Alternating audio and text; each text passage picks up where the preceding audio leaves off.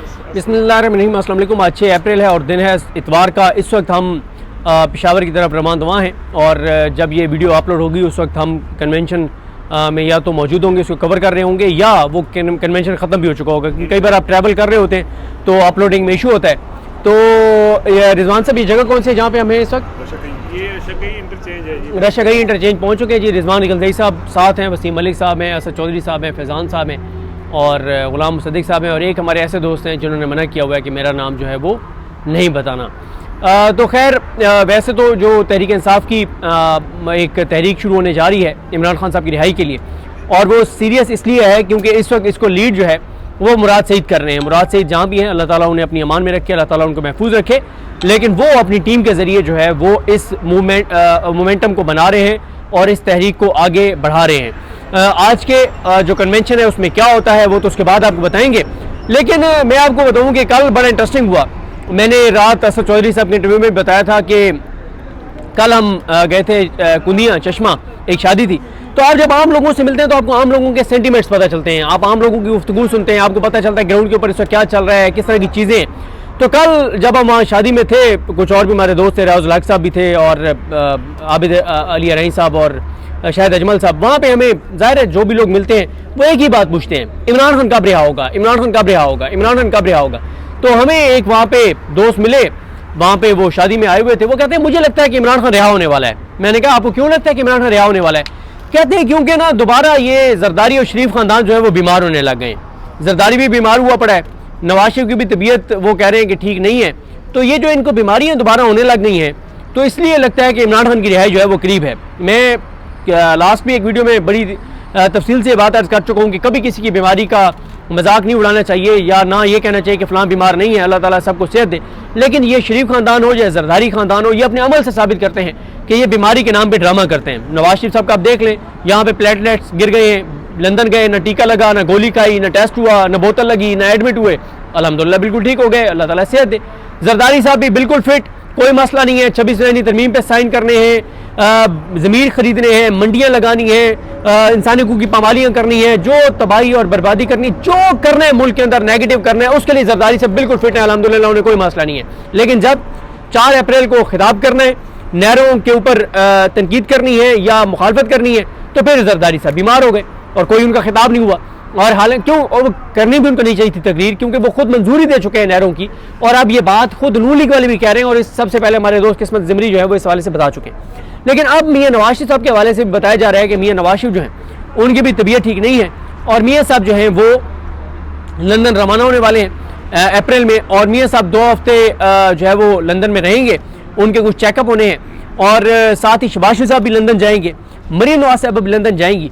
तो लगता ये है कि चीज़ें कुछ गड़बड़ चल रही है, क्योंकि देखें ये जो एक परसेप्शन बनी है ना, या ये जो एक अफवाहें समझ लें, चलें हकीकत नहीं होगी, अफवाहें होंगी। अफवाहें ये हैं कि इमरान खान की रिहाई जो है वो हो सकती है और इमरान खान के बाहर आने के दिन करीब आ गए, या ये अफवाहें हैं कि जो अमेरिका से जो पाकिस्तानी आए उनकी इंगेजमेंट काफ़ी पॉजिटिव हो रही है। कुछ कहते हैं कि जो अली अमीन गंडापुर साहब की जो इंगेजमेंट है वो बड़ी पॉजिटिव है। कुछ लोग ये समझते हैं कि इस्टेब्लिशमेंट इस वक्त इमरान खान क्योंकि इतने चैलेंजेस हो गए हैं सिक्योरिटी के, इकॉनमी के, जो अमेरिका से बिल है, चीज़ें हैं, तो इस्टेब्लिशमेंट चीज़ों को नॉर्मलाइज करना चाह रही है और चाह रही है कि जो है वो आप चीज़ें पॉजिटिव अंदाज में आगे बढ़ाएं। तो वो क्रेडिट जो अपने बंदों को देना चाह रहे हैं जो उनके करीब हैं, चाहे वो अमेरिका में उनके करीब हो या पाकिस्तान में पीटीआई की लीडरशिप में से जो उनके करीब हो, ताकि उनको वो क्रेडिट दें कि इनके ज़रिए मामला जो हैं वो ठीक हुए हैं।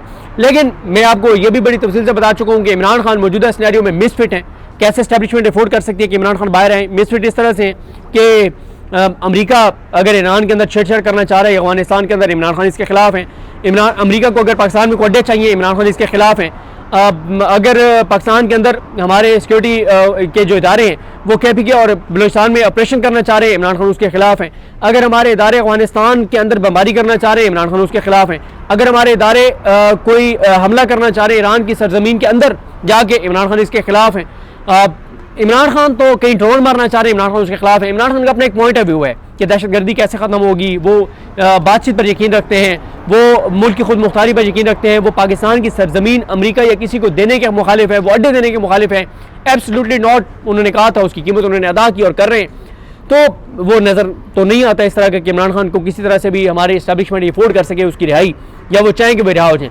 लेकिन एक परसेप्शन बहरहाल कहीं ना कहीं थोड़ी सी मौजूद है कि ये बातचीत जो हो रही है, जो उसकी रेशो बहुत कम है।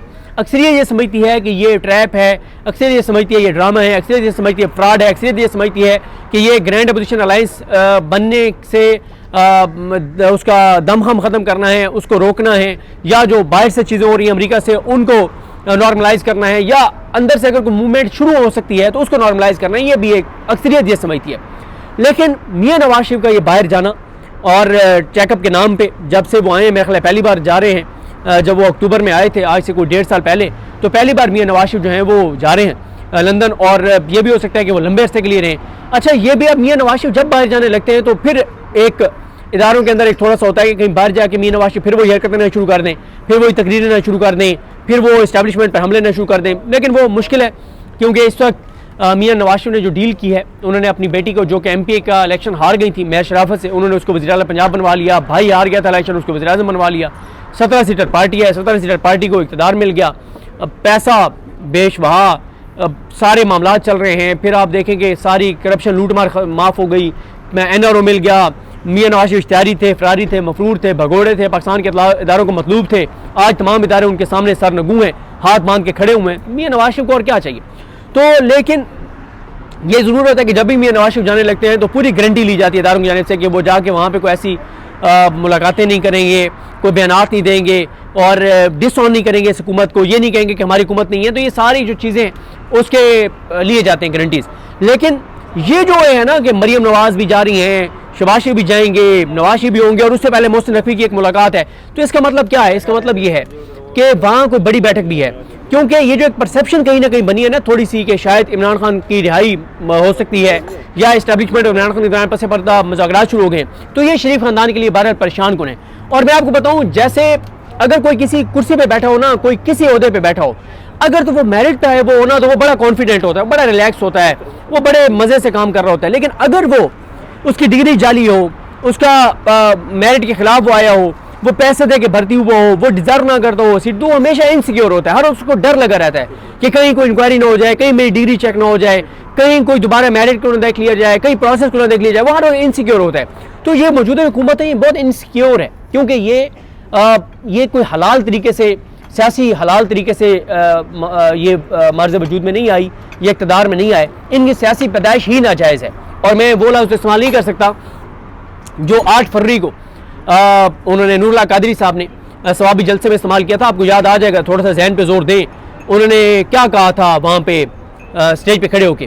तो ये इतनी इनसिक्योर हुकूमत है कि मैं आपको एक वाक़या बता देता हूँ कि जब PDM की हुकूमत थी, इमरान खान एक बार वहाँ पे एहतसाब अदालत आए, और इमरान खान ने एहतसाब अदालत मतलब वो जुडिशल कम्प्लेक्स आए थे। आपको याद होगा जब बड़ा दंगा फसाद हुआ था 18 मार्च, तो इमरान खान अंदर नहीं गए और हाजिरी लग गई। उस वक्त एक साफ़ी ने ब्लॉग कर दिया और उसने कहा कि जी ये इस्टेब्लिशमेंट डबल गेम कर रही है, एक तरफ नून लीग को कहती है तुम्हारे साथ है, दूसरी तरफ डबल गेम ये करने कि इमरान खान पेश भी नहीं होते और उनकी हाजिरी लग जाती है, जज हाजिरी लगा लेता, तो ये कैसे हो गया?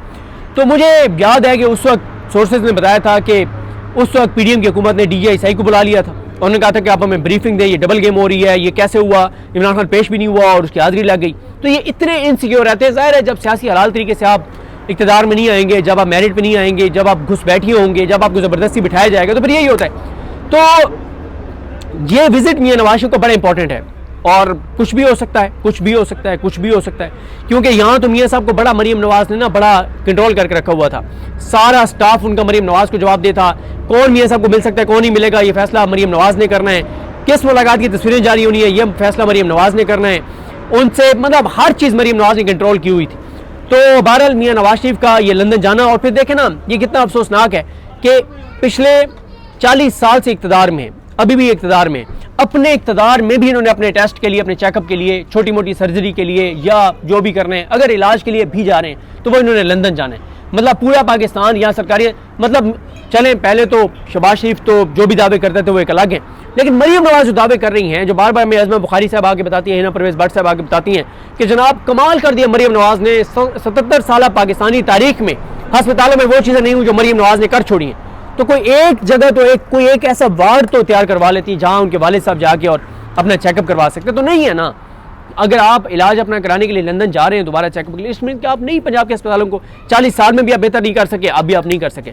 तो बहरहाल जी मियां नवाज शरीफ का ये विजिट लंदन का बहुत इंपॉर्टेंट है, और ये भी हो सकता है कि मियां नवाज शरीफ लंदन जाएं और मियां नवाज शरीफ सियासी तौर पे रिटायरमेंट का ऐलान कर दें, और ये भी हो सकता है कि मियां नवाज शरीफ MNA की सीट से मुस्ताफ़ी होने का ऐलान कर दें और मियां साहब सियासत से दस्तबरदारी का ऐलान कर दें और मरीम नवाज को अपनी ज़िंदगी में अपना जानशीन मुकर्रर कर दें और ऐलान कर दें।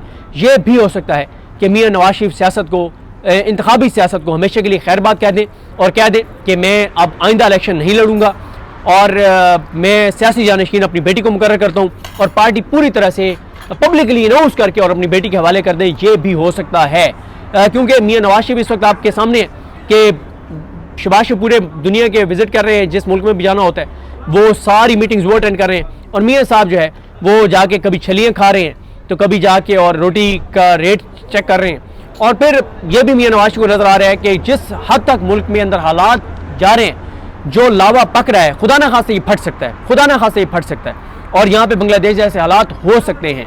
और फिर मियां साहब के यहाँ पे हुए तो बड़ा काम ख़राब हो जाएगा। हसीना वाजिद बड़ी मुश्किल से निकली थी, लेकिन उस वक्त हसीना वाजिद तो इसलिए निकली थी कि वहाँ इस्टेब्लिशमेंट ने सपोर्ट किया था। यहाँ क्या गारंटी है कि मियां साहब को उस वक्त सपोर्ट मिल जाए, तो ये भी कोई पता नहीं है। जैसे वो वहाँ पे बशार अल-असद जो है वो भागा और उसने अपनी फैमिली को भी नहीं बताया, यानी अपने बीवी बच्चों को उसने पहले भेज दिया था, खुद वो भाग गया, अपने भाइयों को, कज़नों को उसने नहीं बताया था। तो वो भी हो सकता है शहबाज शरीफ पता चले, शहबाज शरीफ हमजा शहबाज जो है वो पाकिस्तान से निकल गए फ़िज़ाई हदूद से, और मियां साहब को बाद में पता चला है और उस वक्त मामला हाथ से निकल गए हों। क्योंकि ये जो किसानों वाला मामला है ना, इस पर मैं कल से बात करना शुरू करूँगा, रोज़ाना एक डिस्ट्रिक्ट के किसानों पर बात करूँगा। ये इस वक्त अगर कोई पाकिस्तान के अंदर कोई सबसे खौफनाक धमाका हो सकता है वो किसानों का हो सकता है, जो किसानों के साथ कर छोड़ा इन्होंने। क्रैश कर गई है मार्केट गंदम की, 1900 रुपये 2000 फी मन के ऊपर गंदम खरीदी जा रही है। किसान इज्तिमाई खुदकुशियों की तरफ खुदा न खास्ता जा रहे हैं, अल्लाह ताला रहम करे। मैं इस पर कल से बात करना शुरू करूँगा। बस जाते जाते एक मैं रिक्वेस्ट करूँगा कि खुदारा जिन लोगों ने ज़मीनें अपनी ठेके पे दी हुई हैं और अल्लाह ताला ने उनको वसाइल से नवाजा है, उनके पास पैसा भी है, उनके पास वसाइल भी हैं, तो वो जिन गरीब किसानों को उन्होंने ज़मीनें ठेके पे दी हुई हैं, या तो वो ठेका उनसे माफ़ कर दें या डिले कर दें या कम कर दें।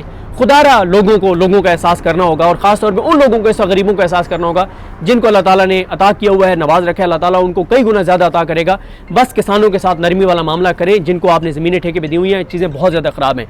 तो बहरहाल मियां नवाज शरीफ का ये लंदन का विज़िट ये आम विज़िट नहीं है, और ये ज़रूर है कि मियां साहब को इजाज़त बड़ी मुश्किल से मिलेगी इस्टेब्लिशमेंट से, उनको बड़ी गारंटियाँ दे के जाना पड़ेगा।